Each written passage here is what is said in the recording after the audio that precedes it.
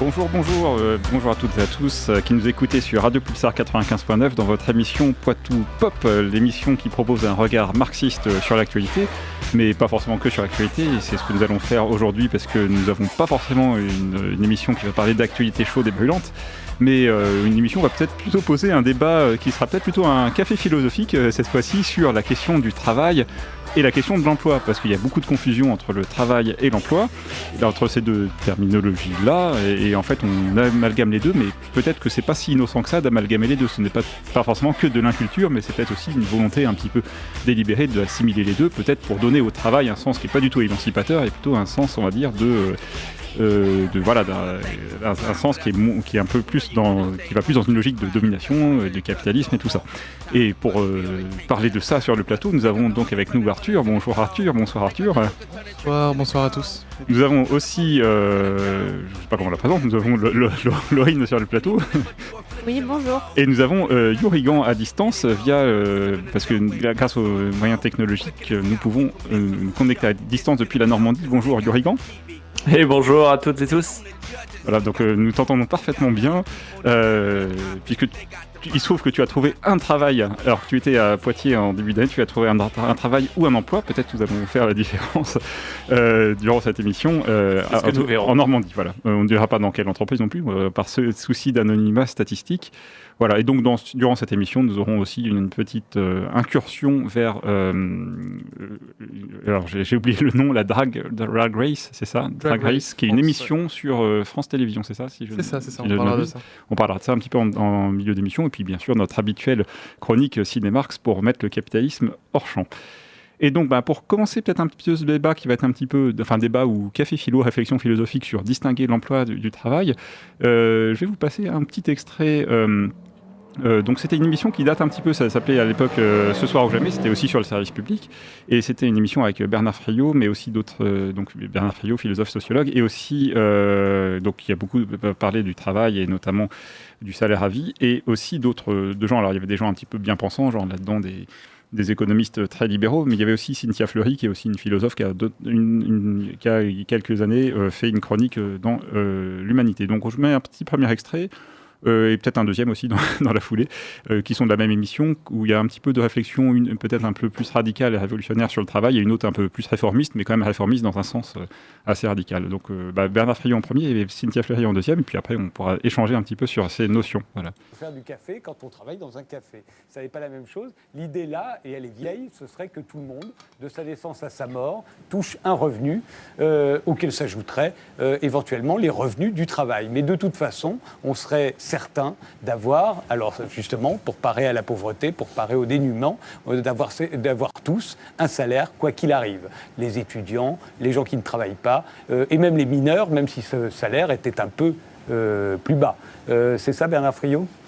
Je ne pense pas, non, parce que détacher le revenu du travail n'a pas de sens, d'accord, puisque le travail est le seul producteur de richesse, le seul producteur de valeur économique, et donc il y a forcément un lien entre le travail et le salaire. Alors je me suis mal exprimé, à partir du moment où on fait de la redistribution, vous êtes bien d'accord avec moi qu'on peut toucher de l'argent, un revenu qui est détaché du travail.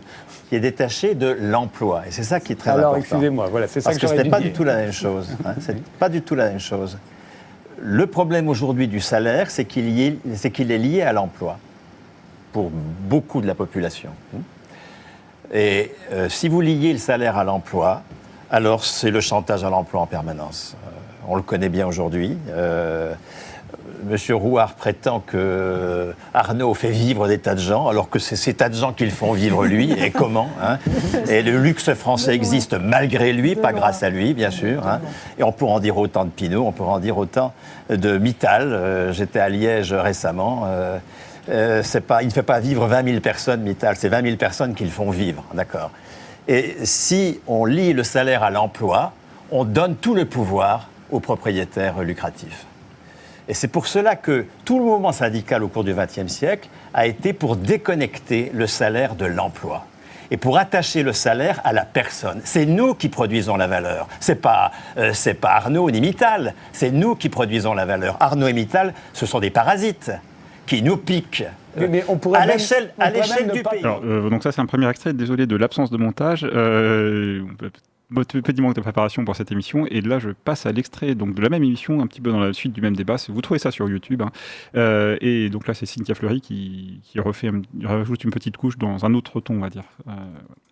À l'ensemble de la société. Hein. Oui, non, juste. Moi, je trouve que ce qui est assez passionnant tout de même dans le débat sur le revenu universel, c'est cette volonté, et je crois qu'il est temps, de dissocier vraiment l'emploi du travail. Parce que Non, c'est l'emploi du revenu. Non, oui, alors, mais non, mais de dissocier la définition, de ne pas superposer le fait que le travail et l'emploi soient la même Voilà, chose. c'est décisif, Donc ça. c'est décisif. C'est décisif pour l'émancipation, c'est décisif pour la dignité humaine. Il y avait d'autres réflexions d'ailleurs qui renvoient à la révolution dans le droit du travail, rapport Boissonnat, Suppiot, etc., qui disaient on va créer une sécurité professionnelle, sociale, c'est-à-dire on arrête de mettre l'assurantiel, entre guillemets, sur l'emploi, on le met sur la personne, surtout qu'aujourd'hui, plus personne. Quel est le destin d'un travailleur aujourd'hui? C'est l'intermittence, c'est l'activité, c'est la formation, c'est le chômage, mais c'est rarement un emploi à vie. Et il est fondamentalement, alors qu'il produit sans cesse, on n'a jamais autant produit, on a une productivité magnifique, on n'a jamais autant produit individuellement de la richesse et participé à la valeur ajoutée, et on n'a jamais été en tant qu'individu, aussi peu alloué financièrement. Donc à un moment donné, il faut réfléchir globalement avec les outils qu'on peut avoir, avec ce que Gaël Giraud appelle le facteur 12. Je sais que vous n'aimez pas beaucoup comment dire, le fait de réguler les écarts entre les rémunérations, mais c'est important d'y penser. Le fait d'enlever de la responsabilité aux actionnaires précisément parce qu'ils sont volatiles et qu'ils ont su transférer de manière magnifique le risque sur les salariés et les seuls travailleurs qui sont pris au piège dans cette histoire-là. Ça détruit des vies humaines. Donc oui, très sincèrement, si le revenu universel peut faire avancer la réflexion là-dessus, mais appelons le salaire universel. Le salaire pour tous. Voilà, bon, on va pas passer toute l'émission, sinon ça va être du plagiat. Alors, c'est pas forcément une émission pour défendre le revenu universel, voilà, on pourra en parler peut-être. Mais voilà, en tout cas, c'était pour marquer cette distinction, parce que peut-être, si je peux faire un lien avec l'actualité, c'est qu'il y a eu des choses, notamment Fabien Roussel qui fait un bouquin sur le travail qui est un petit peu pris comme il faut un petit peu se rapproprier le travail, mais on a l'impression que des fois il y a un petit peu en filigrane l'idée que quand même c'est un petit peu taper sur l'assistanat et ce genre de choses. Enfin bon, voilà, c'est mal amené en tout cas parfois par le camarade Fabien Roussel. Et voilà, donc quelques réflexions là-dessus. Et c'est vrai que souvent il y a une confusion aussi peut-être du côté militant écolo où derrière, en gros, il y a cette confusion impermanente entre emploi et travail et de se dire que donc il n'y a plus de travail, donc voilà. Enfin bref. Donc je sais pas qu'est-ce que ça vous inspire là. Tiens, je sens qu'il y a une réaction de Normandie.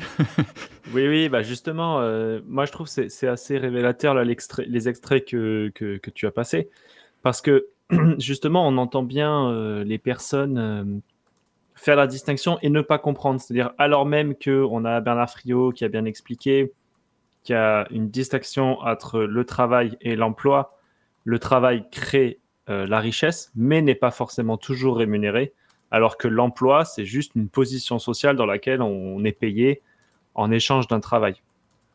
Et justement, après, quand Madame Fleury, elle en remet une petite couche, en fait, le journaliste, visiblement, qui est sur le plateau avec eux pour poser les questions, etc., en fait, ne comprend pas. C'est-à-dire que dans sa tête, ça ne fonctionne pas. C'est-à-dire que travail égale emploi.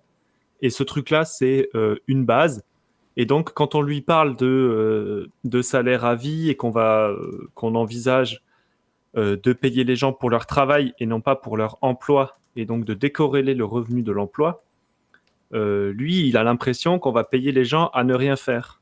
Or, c'est bien le postulat, on va dire, philosophique ou l'hypothèse des gens qui défendent le salaire à vie, c'est de dire que les gens qui ne travaillent pas, ça n'existe pas. Et donc, je pense que c'est un peu l'enjeu des discussions aujourd'hui, c'est d'essayer d'expliquer aux gens qui nous écoutent ce concept-là de les gens qui ne travaillent pas, ça n'existe pas. Les gens sans emploi, il y en a plein. Les gens qui ne travaillent pas, il y en a déjà beaucoup moins, et il va falloir se lever assez tôt pour en trouver. Donc, je crois que Laurine voulait intervenir sur le plateau. Du coup, ça m'amène une question. Finalement, peut-être que pour éviter tous ces débats sur l'assistanat et les incompréhensions d'amalgame entre emploi et travail, peut-être qu'il faudrait redonner la définition du travail. Qu'est-ce qu'on appelle un travail ? Alors, donc, c'est première réflexion. Et puis, deuxième réflexion, si emploi et travail, c'était la même chose, qu'est-ce que, à ce compte-là, le bénévolat, par exemple, c'est tout con, hein, mais ça n'existerait pas. C'est-à-dire qu'on a des tas de gens qui ont tout un tas d'activités ou de travaux, qui ne sont pas de l'emploi parce que ça va être d'être engagé dans une association, ça va être d'aller garder les petits-enfants quand on est à la retraite, ça peut être de s'éclater à faire du potager et que comme on en a trop, eh ben on arrose tout le quartier en courgettes et en tomates. Ça, pour moi, ça peut être soit du bénévolat, soit du loisir, tout un tas d'activités en fait qui effectivement ne sont pas des emplois et ne sont pas actuellement salariés.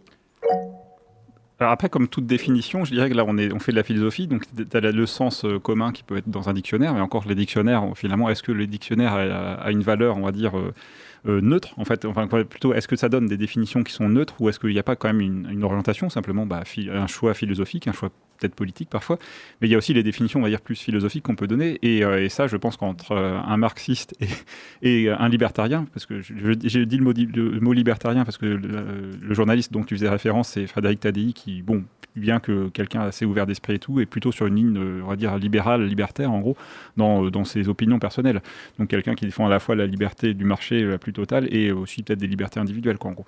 Mais donc eux deux, ils vont pas forcément avoir la même définition, mais par exemple, si on prend des éléments de définition qui seraient plus, par exemple, liés à... Alors, je crois que c'est Bernard Friot qui raconte ça, mais tout en étant aussi inspiré par un autre économiste qui est issu d'Attac, qui s'appelle Jean-Marie Haribé, qui, en fait, indique que le travail tel qu'il peut le définir qui pourrait faire une définition du travail qui serait à la fois commune au travail salarié et au travail bénévole éventuellement, ce serait un travail qui, disons, directement ou indirectement produit de la valeur économique, mais que cette valeur économique est aussi produite, et la valeur économique, du coup, elle est définie selon une validation collective qui serait celle, alors soit une validation collective par le fait qu'il y a des services publics et que les services publics génèrent des flux, disons, d'argent qui sont quantifiés monétairement, mais même s'ils ne sont pas marchands, ou une validation collective qui est la validation par le marché. C'est-à-dire qu'éventuellement, même par le marché, y compris dans une optique qui n'est pas capitaliste. C'est-à-dire que aussi, il distingue un petit peu le caractère marchand du caractère capitaliste.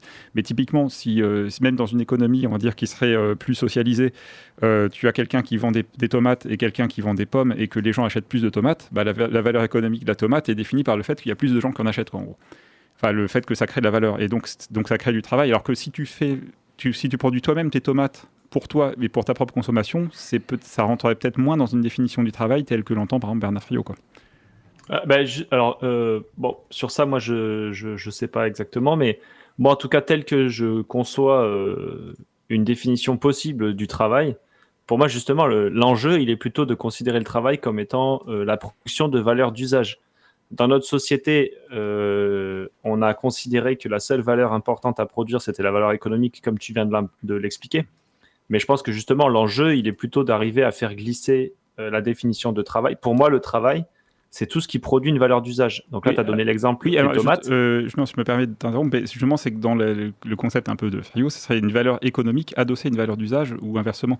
Mais par exemple, dans la valeur d'usage, si la valeur d'usage, elle ne donne lieu à aucun échange, c'est pas forcément de l'économie. Tu vois, si tu le fais dans ton coin, tu es en autarcie, tu peux créer une tomate qui a une valeur d'usage pour toi, mais il n'y a pas de côté collectif et d'échange, marchand ou non. Ouais, mais ça reste du travail. Enfin, d'un autre côté, maintenant, tout se marchandise. Enfin, dans les exemples, dans ce que tu citais, là, moi, je repense créer de la valeur économique. Je citais tout à l'heure garder les petits-enfants. En fait, il y a tellement de gens qui créent des entreprises ou qui créent des services privés payants que finalement une activité qui au départ est totalement non marchande ou bénévole, elle peut le devenir. Donc en fait, sur ces bases-là, on pourrait s'amuser à donner une valeur, à définir comme travail tout un tas d'activités. Et du coup, ça m'amène aussi à la réflexion, par exemple, de certaines féministes qui vont qui ont réfléchi à la valeur économique que représente le travail domestique en lui donnant l'équivalent d'un salaire horaire. Alors, je n'ai pas tout en tête, mais d'essayer de monétiser le travail de bobonne à la maison pour dire, bah si, c'est un travail en fait. La preuve, c'est que si vous deviez faire appel à un prestataire extérieur pour le faire, ça vous coûterait tant. Bah, c'est pour ça, moi, que je pense que utiliser le travail comme étant la production de valeur d'usage, par exemple garder des enfants, produire à manger, faire à manger chez soi, etc. En fait, à partir du moment où on fabrique de la valeur d'usage, pour moi, on a produit du travail. Et l'enjeu, justement, de décorréler le salaire de l'emploi et donc de reconnaître les gens comme étant des travailleurs et donc de leur donner un salaire à vie de telle manière que de reconnaître en fait leur qualité de travailleur en toutes circonstances, puisque moi je considère qu'à partir du moment où vous vous levez, vous faites votre ménage, vous vous faites à manger, vous allez faire vos courses, etc. Toutes ces tâches-là, elles peuvent être aujourd'hui, elles peuvent être monétisées et créées, et converties en tant qu'emploi. On peut avoir des gens qui vont faire vos courses. Si vous avez assez d'argent, vous pouvez payer quelqu'un pour faire vos courses, vous pouvez payer quelqu'un pour faire votre ménage, vous pouvez payer quelqu'un pour vous faire à manger. Et donc, ces tâches-là qui, à la fin, donnent la valeur d'usage, faire à manger, aller faire les courses, faire le ménage, dans un cas, c'est un emploi. La société moderne, aujourd'hui, la société capitaliste, elle considère que c'est un emploi que si il y a eu échange de valeur monétaire avec quelqu'un qui paye quelqu'un d'autre. Alors que si c'est vous qui vous le faites, il n'y a pas eu cet échange de valeur monétaire et pourtant, vous avez produit le même résultat. Et donc moi, je pense que c'est pour ça qu'il faut qu'on considère que c'est du travail et c'est pour ça que vous méritez d'être payé, ne serait-ce que pour vous faire à manger. C'est mon argument. Ils s'entendent parfaitement. Voilà, donc vous êtes sur Radio Pulsar 95.9 dans l'émission Poitou Pop, l'émission qui propose un regard marxiste sur l'actualité, mais pas forcément que sur l'actualité. Nous parlons donc, nous faisons un petit peu un café philosophique en direct sur le travail versus l'emploi. Et la confusion qui s'opère souvent entre les deux. Et comme c'est un café philosophique en direct, éventuellement, si vraiment vous avez un argument très pertinent, vous pouvez appeler au 05 49 42 68 29. Éventuellement, si tout d'un coup, là, vous avez un argument là, qui vous brûle sur la langue et que vous voulez nous le partager, dans la mesure du possible et du déroulé de l'émission, éventuellement, nous pouvons prendre votre appel au 05 49 42 68 29. Mais je crois que sur le plateau, nous avons encore deux arguments. Un argument peut-être, Laurine ? Oui, je repensais quand on disait tout à l'heure, quand Bernard Friot et Cynthia Fleury disaient distinguer l'emploi du travail, je repense à si on arrivait vraiment à le faire dans les mentalités des gens en général, on déculpabiliserait aussi beaucoup de gens parce que ne pas travailler, ça voudrait dire ne pas avoir d'emploi. Et j'en ai entendu plusieurs fois des retraités, par exemple, plutôt des retraités qui étaient employés ou ouvriers.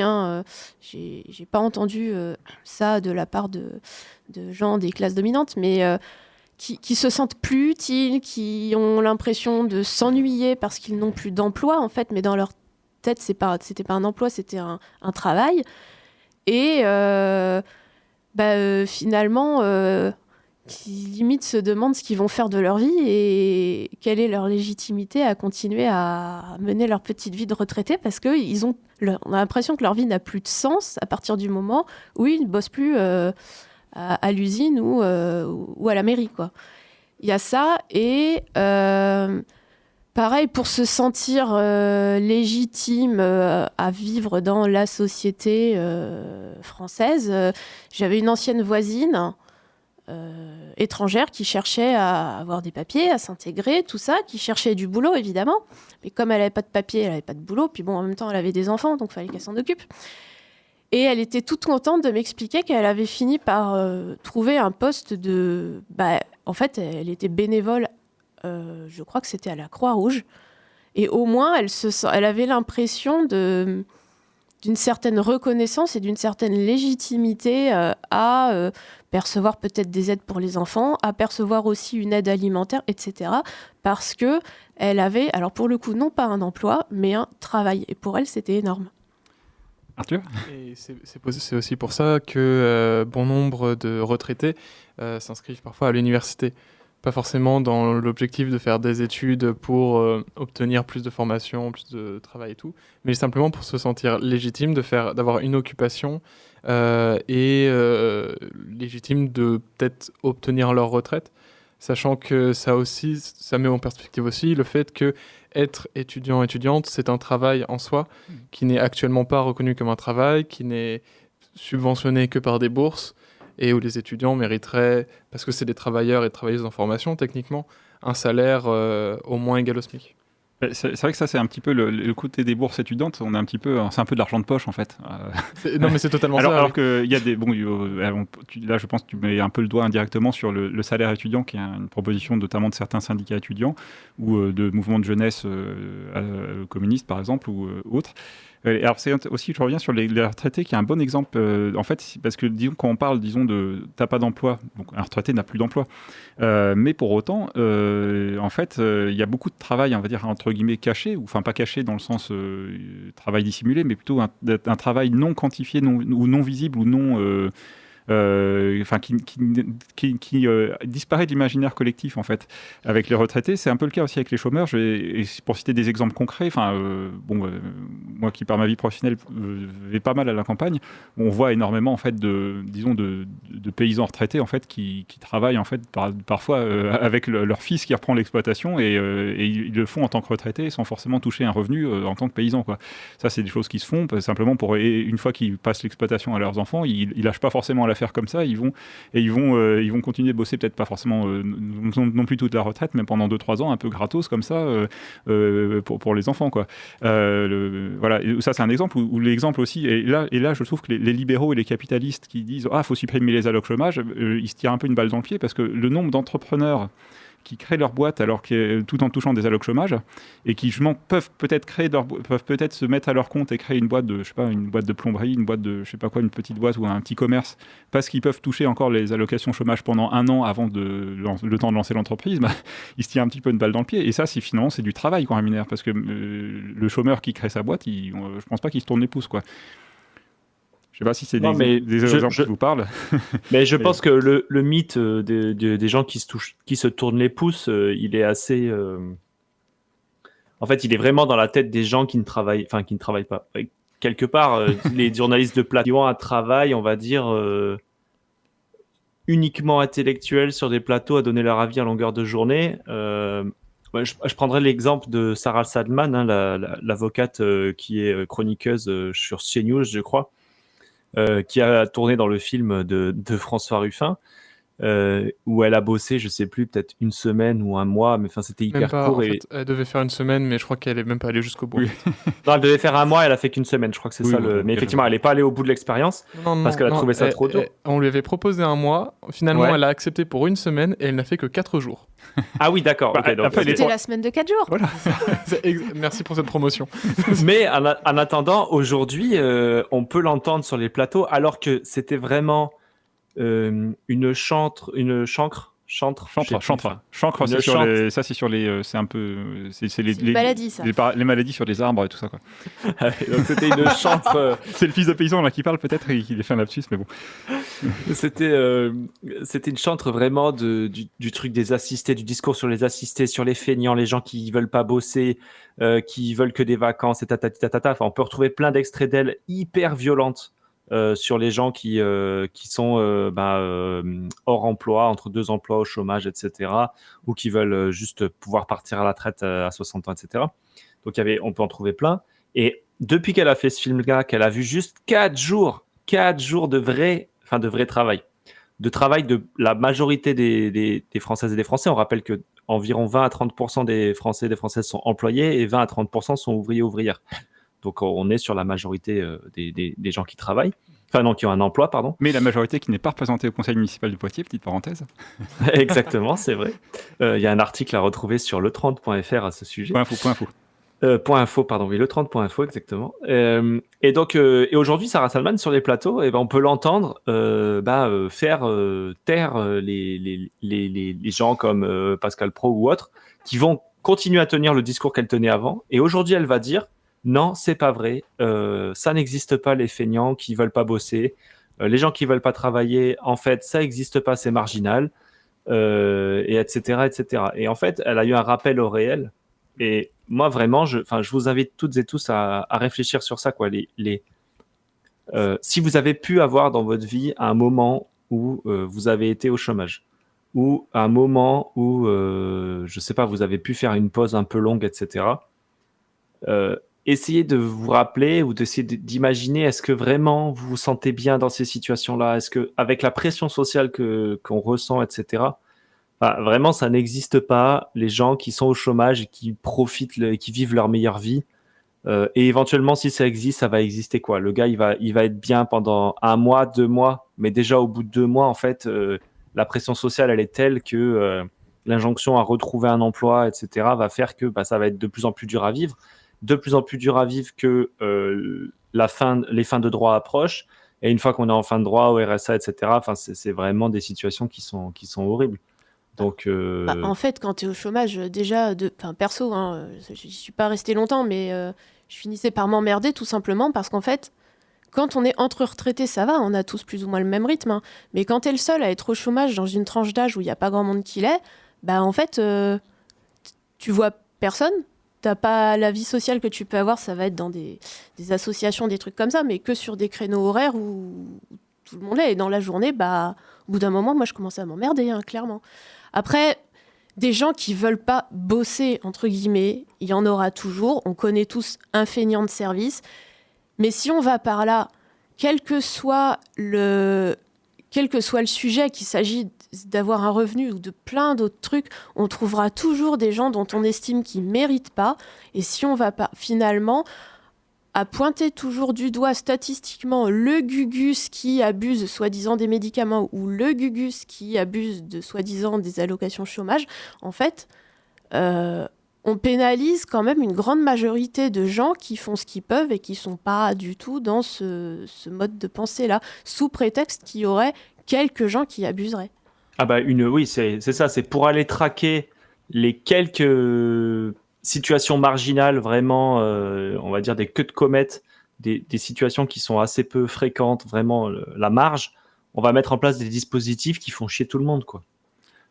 Pour aller forcer les gens à retrouver un emploi, on va mettre en place des dispositifs de flicage, alors que toutes les études montrent que pour trouver un emploi, il vaut mieux laisser les gens qui sont au chômage tranquilles et pas les ultra pressurisés, parce que quand on ultra pressurise les personnes qui sont sans emploi, elles ont plus de mal à retrouver un emploi. Enfin bref, mais en tout cas... Non, je voulais juste préciser que par rapport à Sarah Salman, non plus c'est pas devenue la grande gauchiste des plateaux télé CNews et que ça reste une fasciste.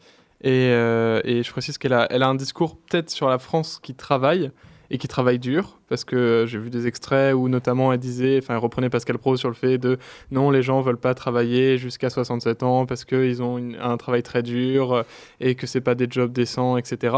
Mais après, elle a toujours le même discours sur les personnes qui touchent le RSA ou sont au chômage. Elle reste toujours très... c'est les Français assistés qui profitent d'un système qui leur est favorable. Je voulais juste préciser ça. Donc il est 19h28 sur Radio Pulsar 95.9. On va faire une petite pause musicale. Alors peut-être Arthur, tu veux présenter le groupe. Le morceau s'appelle On Brûle et le groupe c'est Cube, c'est ça? Oui, c'est ça. K-U-B-E, c'est K-U-B-E. J'ai pas grand-chose à dire. C'est du rock d'un groupe local pictavien.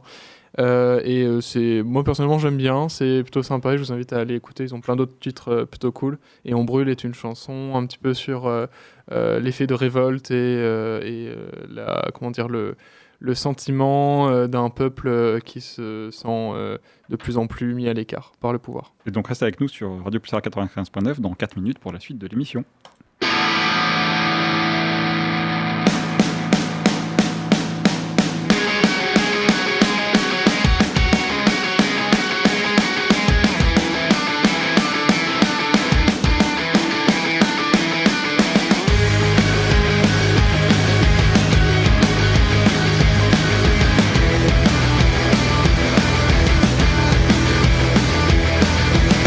On a quelque chose pour toi, c'était pas mieux avant. Les beaux jours, tu verras.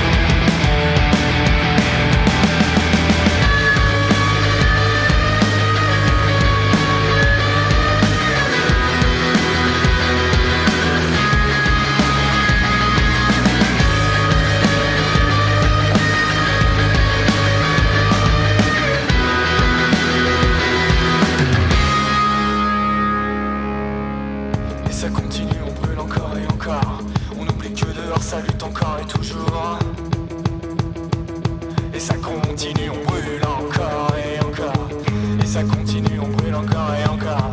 On oublie que dehors ça lutte encore et toujours.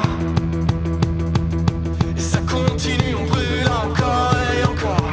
Et ça continue, on brûle encore et encore. On oublie que dehors ça lutte encore et toujours. Et ça continue, on brûle encore et encore. Et ça continue, on brûle encore et encore. On oublie que dehors ça lutte encore et toujours. Et ça continue, on brûle encore et encore.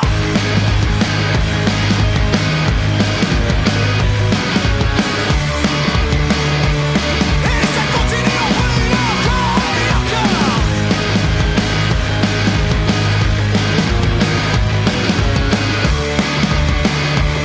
ça continue, on brûle encore et encore.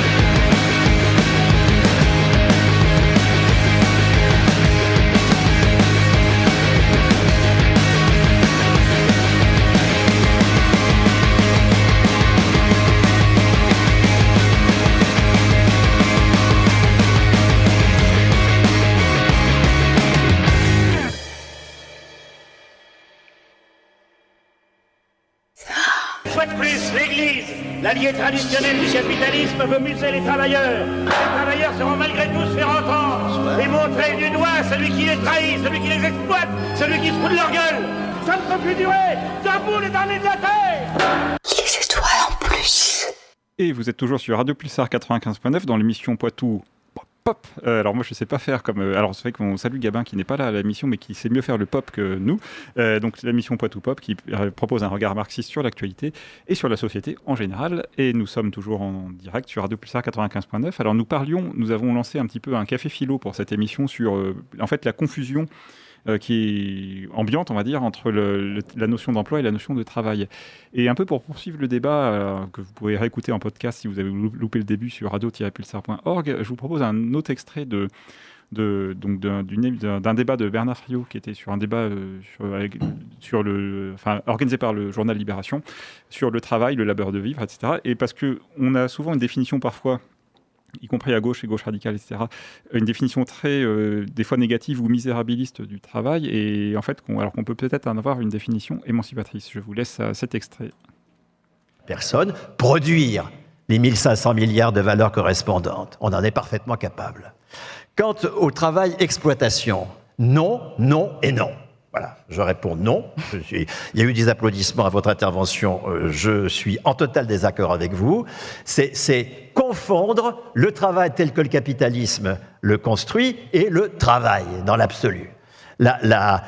J'ai été très surpris, moi, comme prof d'économie puis de sociologie du travail, de voir dans des copies d'étudiants travail égale tripalium. Enfin, une étymologie à la mort moelle-neu qui est apparue, là, il y a une cinquantaine d'années, un truc qui ne veut rien dire du tout. C'est entièrement faux, l'étymologie de travail, c'est pas tripalium du tout. Hein, c'est le même mot que le travel anglais, hein, c'est se déplacer en franchissant un obstacle. Étymologie magnifique, hein, se déplacer en franchissant un obstacle. Pourquoi est-ce que la bourgeoisie laisse se répandre cette étymologie à la con, Mais pour que nous naturalisions le travail tel qu'elle nous l'impose. Et que nous disions, le travail je m'en fous, la valeur je m'en fous, la monnaie je m'en fous, je vais faire une société de l'activité dans la transparence. Une société qui n'existe pas, d'accord ? Et qui est une société de la démission collective. Dominique Méda. Voilà, donc ça c'est une petite définition là, que je vous propose un petit peu de discuter éventuellement. Pour compléter un petit peu cet extrait, alors on passe beaucoup Friot, c'est peut-être un peu le maître à penser de certains d'entre nous, mais pour être plus sérieux, c'est pas forcément Friot qui est à l'origine de ce travail sur l'étymologie du mot travail, là où il dénonce un petit peu le lieu commun qui est de dire travail, tripalium, donc trident, torture, etc. Il y a un article, je renvoie à un article, je ne vais pas le citer, mais qui dit ça de façon plus détaillée, mais qui reste quand même accessible, il fait que 4 pages, hein, donc même quelqu'un qui n'est pas linguiste peut le comprendre. C'est un article qui s'appelle, je cite, « le titre, l'arnaque de l'étymologie du mot travail. Vous pouvez trouver ça sur le site HAL, là, qui est l'archive de Sciences Ouvertes. Donc libre, gratuit, etc. Écrit par Franck Lebas, qui est un linguiste qui à une époque était proche de, même s'il ne l'est plus maintenant, je crois qu'il était proche de la France Insoumise en tout cas. Donc ça s'appelle l'arnaque l'étymologie du mot travail, où justement il démonte le fait que c'est pas tripalium, mais que c'est plutôt des mots comme travel qui évoquent le voyage, ou des mots qui évoquent le fait du passage d'un état à un autre, au sens plutôt physique du terme, quoi. Et en rapprochant avec des mots, je vous épargne les détails, mais des mots comme traboule, les passages étroits dans la ville de Lyon, etc. par exemple, que sont les traboules, c'est les petites ruelles très étroites, par exemple, des choses comme ça, ou le mot espagnol, en fait, qui est trabaja, je crois, et donc qui se rapproche beaucoup plus de ça que de tripalium, quoi. Bon, bref. Mais voilà, est-ce que, disons, il y a une définition émancipatrice du mot travail, au-delà même de l'imaginaire capitaliste, qui voudrait que ce soit forcément que de l'exploitation, quoi? Je crois que j'ai créé un blanc. Non, oui, alors je veux bien prendre la parole suite à ça.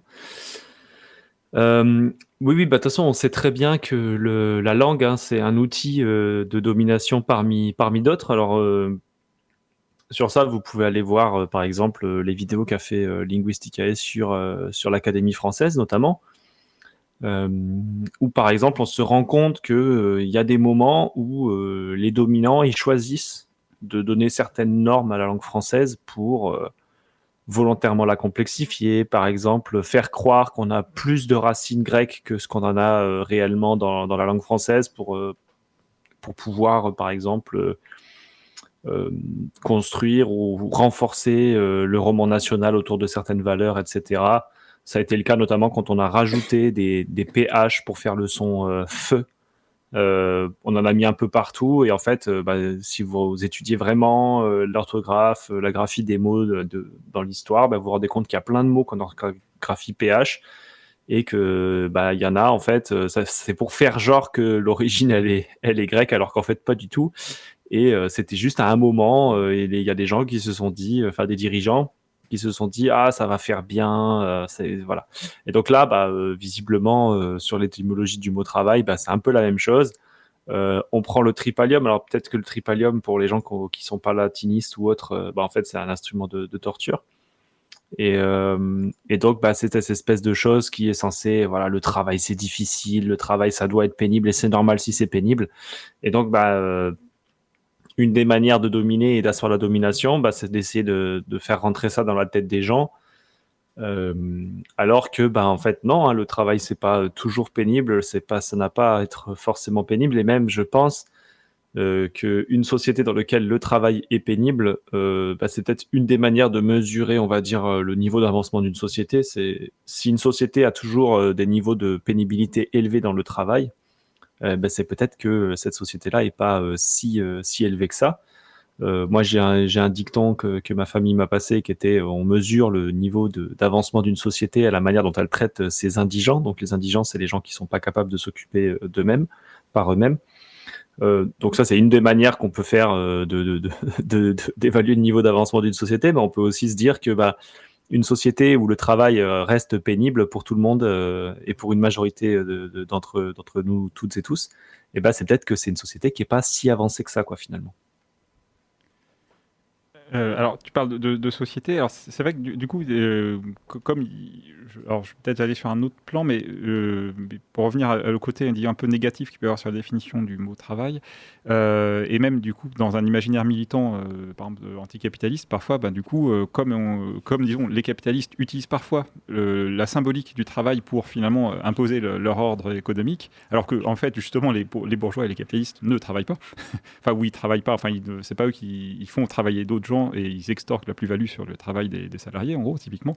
Mais du coup, un petit peu par réflexe pavlovien, des fois, on a tendance à peut-être déconsidérer aussi un petit peu le travail, alors qu'il peut avoir un côté émancipateur, y compris parfois dans des formes de travail qui sont encore dans le modèle capitaliste. Et moi, je citerai un exemple, c'est que par exemple, est-ce qu'il y a aussi, disons, peut-être c'est vrai que ça donne un statut dans la société, y compris pour des gens qui sont prolétaires, et que des fois, ça peut, comment dire, le fait d'avoir un travail et donc d'avoir un emploi, donc toujours dans cette confusion d'emploi et de travail, malheureusement, des fois, c'est ce qui inspire plus le respect. C'est-à-dire que même, je pense, tu prends des gens qui peuvent être exploités, peuvent être dominés dans leur situation sociale, mais qui, malgré tout, vont plutôt préférer comme figure positive, entre guillemets, ou comme modèle, d'avoir quelqu'un qui a un emploi qu'un autre. Et j'ai un exemple, c'était plus par rapport à, puisqu'on parle pas mal de marxisme, donc de communisme, et il y a eu des formes en France, et il y en a toujours un petit peu, même si c'est très résiduel, de communisme rural, c'est-à-dire typiquement de mairies communistes dans des zones rurales,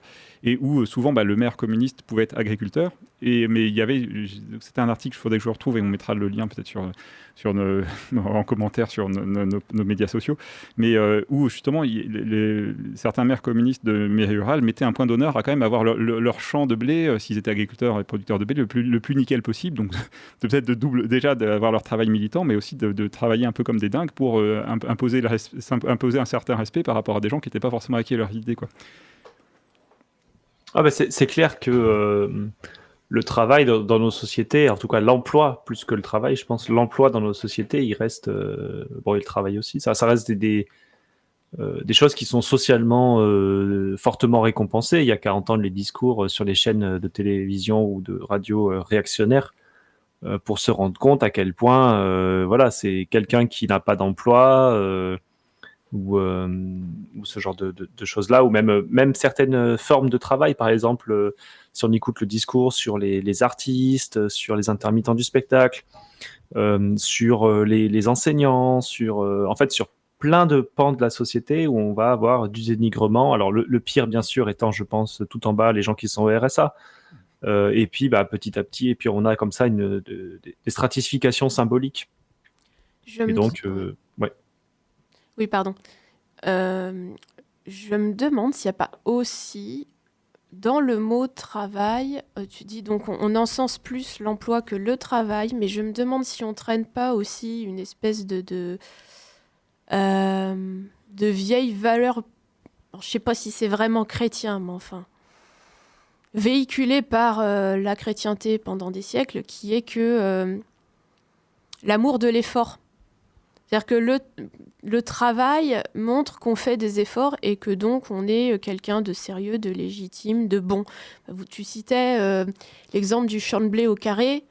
Moi, ça me rappelle tous ces gens qui supportent pas de voir un brin d'herbe qui dépasse dans un jardin parce que ça fait négliger.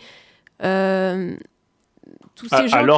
que dans la période de sécheresse chronique, etc., qu'on connaît, tondre sa pelouse est une hérésie. Ah oui, non, mais même à l'échelle de l'agriculture, on continue à parler d'une parcelle salie quand il y a alors maintenant, on essaye de dire adventiste pour plus dire mauvaise herbe, alors qu'en fait, c'est juste un milieu qui sera plus équilibré, plus résilient, tout ce qu'on veut.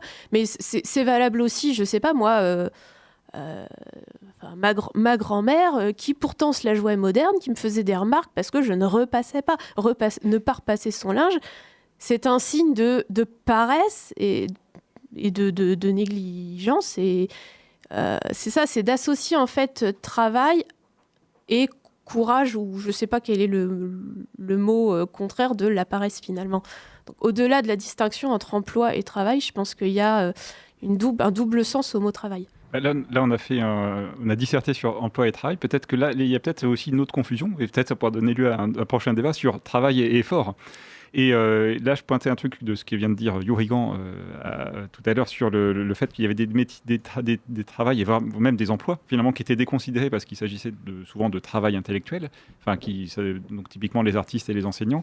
Et c'est vrai qu'il y a aussi un petit peu un mouvement de fond qu'on voit parfois et ça porte un nom, ça s'appelle le producérisme, c'est-à-dire qu'en fait le fait de fétichiser en fait le travail qui est producteur de choses matérielles et concrètes et de simplement construire un bâtiment, produire des marchandises, mais de dénigrer tout un travail qui serait plutôt, on va dire, purement intellectuel et voilà. Alors donc il est 19h46, on va peut-être avancer un petit peu dans l'émission, on ne pourra pas épuiser ce passionnant débat en 3 quarts d'heure, mais donc on va passer à d'autres points de notre émission, et donc c'est Arthur qui va nous parler alors c'est la Drag Race ou c'est Drag Race tout court, il n'y a pas d'article, c'est ça? Cette chronique est faite pour t'expliquer. Tout à fait, donc et vu qu'on parlait d'artistes, on est en train de parler d'artistes. Ok, donc c'est Arthur, c'est à toi. Chers auditeurs et auditrices, Qu'est-ce que vous foutez là en fait? Vous êtes pas bien? Vous nous écoutez encore alors qu'à 19h aujourd'hui est sorti le premier épisode de la nouvelle saison de Drag Race France? Peut-être que vous êtes homophobe? Ok, alors je m'emporte un peu. Peut-être que vous ne connaissez pas encore Drag Race. Alors laissez-moi vous présenter cette émission internationale et d'utilité publique. Drag Race est une émission de télé-réalité où chaque semaine des artistes drag s'affrontent dans des épreuves tantôt de couture, tantôt d'acting, tantôt d'humour, tantôt d'improvisation ou encore bien sûr de lip-sync. Chaque semaine, une queen est éliminée jusqu'à ce qu'il n'en reste qu'une qui finit couronnée. L'émission est lancée d'abord aux États-Unis en février 2009, présentée par l'iconique drag queen RuPaul. C'est un tel succès qu'elle trouve vite ses saisons spéciales telles que des All-Stars où des drag queens qui n'ont pas gagné les saisons précédentes reviennent pour se battre à nouveau et remporter enfin la couronne. S'ensuit une franchise Drag Race, l'émission est adaptée dans plein de pays, par exemple au Royaume-Uni, au Brésil, en Australie et Nouvelle-Zélande, en Allemagne, en Italie, en Espagne, aux Pays-Bas, en Suède, aux Philippines, en Belgique. Et depuis 2022, Drag Race est apparu sur nos télévisions françaises, avec à la présentation la drag queen française Nicky Doll, elle-même candidate dans une saison américaine. L'émission est prévue pour être diffusée pour sa première saison uniquement sur la plateforme France.tv, mais le succès d'audience de la diffusion du premier épisode de la saison sur la chaîne France 2 mène à une programmation complète de la première saison sur cette chaîne, en troisième partie de soirée. La saison a été vue par plus de 7 millions de téléspectateurs sur la totalité de la saison sur France 2.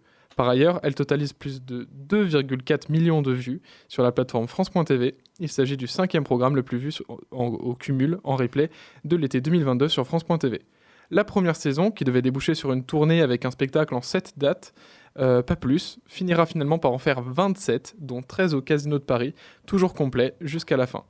C'est vous dire l'engouement de dingue. L'engouement est tel que l'émission a eu un réel impact sur le monde du drag en France et a envoyé du monde dans les événements locaux. Il n'y a qu'à voir sur Poitiers, certains événements des collectifs La Coloc Drag et des Means sont très souvent très vite complets.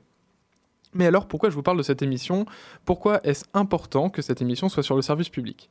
Car tout simplement, dans un service public qui tend de plus en plus vers la droite, Drag Race France est une émission clairement à gauche, avec des artistes ouvertement militants et militantes, et une présentatrice ouvertement antifasciste. L'émission met particulièrement en avant les combats antiracistes, mais surtout offre de la représentation aux personnes trans à la télévision. En 3 saisons, 7 participantes et participants sur 31 se déclarent comme trans ou non-binaires, et partagent la difficulté de leur parcours de vie. Et bien sûr, sur les témoignages, c'est le cas pour tous les autres participantes qui, à ce jour, se déclarent tous gays, bi ou pan. Chaque épisode a son témoignage poignant. On parle autant de discrimination dans la vie de tous les jours, de l'exclusion, des thérapies de conversion, de la dépression, jusqu'à la question du suicide. Bref, les difficultés de nos vies en tant que personnes LGBTQIA+, en France. Nos vies sont politiques, notre art est politique, c'est ce qu'on entend dans bon nombre d'épisodes. Cette année, Drag Race France revient pour une saison All Stars, avec donc des queens des saisons précédentes. Ça promet une saison légendaire. Mais bien sûr, je vous conseille également le visionnage des 3 premières saisons, toutes aussi bonnes les unes que les autres. Si vous voulez voir Drag Race France, ça se passe donc gratuitement sur France.tv.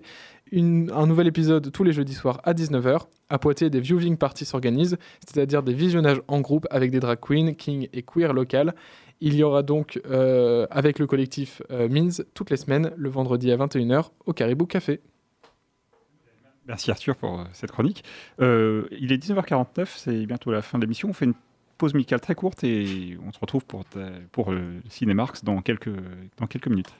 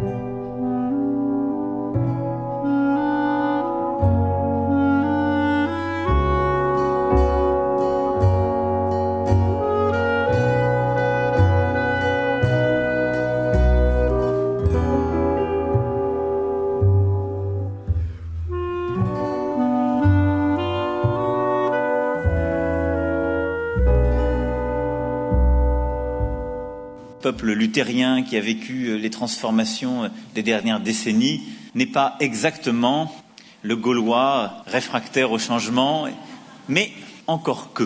Je suis ancien combattant, militant socialiste et bistrot. C'est de dire si dans ma vie j'ai entendu des conneries, mais des comme ça, jamais. Et vous êtes sur Radio Pulsar 95.9, l'émission Poitou Pop. Nous venons de faire une pause musicale et nous choisissons pas nos pauses musicales par hasard. Cette pause musicale, c'était, et ça va faire le lien avec ce qui va suivre, c'était le thème du film de Charlie Chaplin, Un roi à New York. Et ce film qui peut-être mériterait sa chronique Ciné-Marx, puisque c'est un film qui dénonçait le macartisme dans les années 50 aux États-Unis. Et je tenais à dire aussi que Chaplin composait ses musiques lui-même. Voilà, donc c'est une musique de Charlie Chaplin avec Charlie Chaplin pour un film de Charlie Chaplin. Je vais faire du Charlie Chaplin. Mais ce film-là aussi peut être intéressant, mais enfin toute l'œuvre de Charlie Chaplin d'ailleurs. Mais donc c'est l'heure de la chronique Ciné-Marx qui permet de voir le capitalisme hors champ. Je vous parle solidarité avec les étudiants et les ouvriers, et vous me parlez travelling et gros plans. Les étoiles en plus. Et alors, je viens de le réaliser, mais ma chronique, en plus, elle est un peu en rapport avec le thème de l'émission. Donc, c'est vraiment... Enfin, genre, je l'avais pas prévu comme ça. Que demande de peuple, quoi. C'est ça. Non, mais c'est incroyable. Vous allez voir. Les esprits se rencontrent. Les grands esprits se rencontrent, c'est incroyable. Bonjour à toutes et à tous, et bienvenue dans Ciné-Marx, la chronique cinéma qui met le capitalisme hors champ. Aujourd'hui, je vais vous parler d'une série pour la première fois dans les chroniques. D'une mini-série, il faut pas déconner quand même. Il s'agit ni plus ni moins de Carole et la fin du monde, une mini-série parue sur Netflix en 2023 qui dure 10 épisodes. Dans cette série, la planète Terre s'apprête à être percutée par une autre planète et ainsi provoquer la fin du monde. Cet événement est prévu pour dans quelques mois. Les gens se sentent alors libres d'entreprendre ce qu'ils veulent et réaliser leurs rêves les plus fous. Sauf que Carole, elle se retrouve démunie face à ça. Elle ne sait pas quoi faire pour occuper le temps qui lui reste. Ce qui est intéressant, c'est que justement, la fin du monde est pour dans quelques mois. Donc on a le temps de la voir venir. Votre quotidien est bousculé, mais la fin, c'est pas pour aujourd'hui. Mais alors, qu'elle se promène dans les rues quasi désertes de sa ville, Carole tombe par hasard sur des gens qui travaillent dans un bureau. Intriguée, elle décide d'y postuler.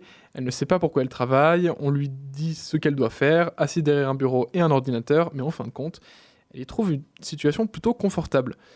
Et celles et ceux autour d'elle, qui ne sont pas très bavards d'ailleurs, aussi. Carole serait-elle faite pour une vie de bureau ? Est-ce que l'illusion d'une vie normale serait plus réconfortante en attendant la fin du monde ? Carole et la fin du monde nous proposent plusieurs réflexions intéressantes sur le monde du travail. Alors, il n'y a pas que ça, la série est très riche d'autres choses, sur la nostalgie par exemple, ou alors les relations familiales, le tout évoqué de façon très poétique, mais je vous laisse découvrir tout par vous-même. Je me suis dit que pour cette chronique, et car c'est un peu le principe de l'émission, je vais me concentrer sur les commentaires faits sur le travail. Tout d'abord, le travail qu'effectue Carole n'a pas vraiment de sens, et ça ne la dérange pas plus que ça. Elle se pose des questions, bien sûr, notamment avec deux de ses collègues dont elle devient assez proche, mais ça ne va pas au-delà de ça. L'important est qu'elle travaille. Cela met en lumière un besoin humain de structure, de routine et de sens, même si ces structures sont artificielles. Aussi, pour Carole, continuer à travailler permet d'éviter le vertige du néant, de l'absence de contrôle ou de la finité des choses. Métaphoriquement, cela reflète quelque chose que vivent beaucoup de travailleurs et travailleuses, dans l'incertitude ou la crise, se raccrocher au travail comme à une bouée. On est clairement dans ce que théorise l'anthropologue et militant anarchiste américain David Graeber. Un bullshit job, un emploi à la con, des tâches inutiles, superficielles et vides de sens effectuées dans le monde du travail. En bref, Carole et la fin du monde observe avec mélancolie comment nos vies sont façonnées par le travail au point qu'il reste le seul repère lorsque tout le reste s'effondre. C'est à la fois une critique existentielle et à la fois un commentaire politique sur notre époque. Si je vous ai donné envie de regarder Carole et la fin du monde, la mini-série est disponible sur Netflix et elle le restera longtemps, vous inquiétez pas, c'est une exclue Netflix. Sinon, piratez-la. Il y a des patrons de gauche, je tiens à vous l'apprendre. Il y a aussi des poissons volants, mais qui ne constituent pas la majorité du genre. Eh bien, merci Arthur pour cette chronique. Nous arrivons à la fin de cette émission donc de Poitou Pop, que vous pouvez retrouver en podcast sur radio-pulsar.org. Donc on va remercier toutes celles et ceux qui ont participé à cette émission. Merci Yorigan à distance depuis ta Normandie adoptive. Merci. Et nous avons aussi, merci Laurine, merci Arthur. Alors, cette émission est proposée par une association qui s'appelle Poitou Presse, en partenariat avec Radio Pulsar, évidemment, qui est aussi une association. Et vous pouvez retrouver tous nos médias, parce que nous avons plusieurs médias. Nous avons Le 30, qui est un journal papier qui vient de sortir, alors qui va ressortir de façon peut-être un peu plus poussée à la rentrée, mais le premier numéro est déjà sorti. Et vous pouvez le trouver à l'envers du bocal, notamment, ou en allant sur le Hello Asso, vous pouvez l'acheter à distance et on se débrouille pour vous le faire parvenir. Et nous avons aussi la chaîne YouTube Ventre Presse, le site nrslip.info pour un regard un petit peu propre et décalé sur l'actualité, et la chaîne Twitch Abin Couillon, je n'oublie rien. La chaîne le compte Instagram Poitou Presse, voilà, la page Facebook Poitou Presse, et la liste Letterboxd pour retrouver tous les films dans la chronique Cinémarx qui s'appelle Chronique Cinémarx Poitou Pop. Voilà. Et donc voilà, vous avez de quoi vous cultiver avec différents types de médias. Et donc on se dit à la semaine prochaine, non pas à la semaine prochaine, pardon, dans 2 semaines, puisque nous faisons cette émission les semaines paires uniquement. Et donc là, nous vous laissons sur Radio Pulsar. Ce sera la grande dernière. Ce sera la grande dernière de la saison, puisqu'après il y aura la pause estivale pour le mois d'août. Mais cette pause estivale donnera lieu à 2 émissions inédites qui seront, mais pas en direct, voilà, et qui seront un petit peu des extras, des discussions libres qu'on a pu tenir à la fête de l'humanité. Serons-nous reconduits? C'est dans les mains de Radio Pulsar. A priori, oui. Si Radio Pulsar ne nous reconduit pas, c'est-à-dire qu'ils seront affectés par la droitisation du service public. Non, ça serait faire un mauvais procès à Radio Pulsar. Donc restez sur Radio Pulsar. Dans 1 minute 30, vous avez Metal Fury. Et donc je vous annonce que aussi Metal Fury a un invité. Donc voilà, écoutez Metal Fury et restez avec nous. Et bonne soirée sur Radio Pulsar 95.9.